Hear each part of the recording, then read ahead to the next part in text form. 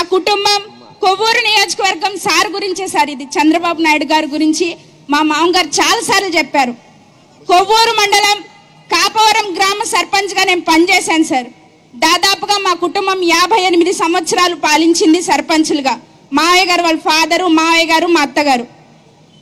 కొవ్వూరు నియోజకవర్గంలో పెండ్యాల కృష్ణబాబు గారు ఎమ్మెల్యేగా ఉన్నప్పుడు, ఇమ్మని రాజేశ్వరి గారు జడ్పీ చైర్మన్గా ఉన్నప్పుడు మీరు ముఖ్యమంత్రి వర్యులుగా మా గ్రామానికి వచ్చారంట.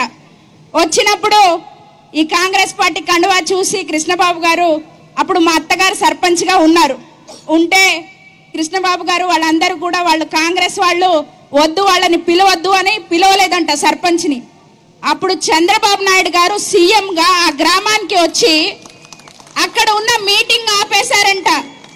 మీటింగ్ ఆపి జడ్పీ చైర్పర్సన్ ఇమ్మని రాజేశ్వరి గారికి చెప్పారంట, వెళ్ళి ముందు సర్పంచ్ గ్రామానికి ప్రథమ పౌరురాలు తను, పార్టీలకి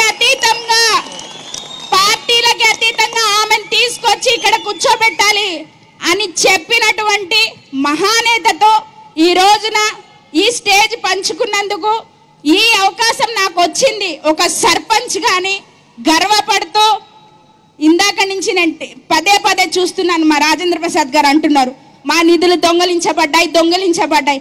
సార్, మన రాష్ట్రాన్ని పరిపాలిస్తున్నదే ఒక దొంగ అయినప్పుడు, ఒక దొంగ దొంగలించక ఇంకేం చేస్తాడు?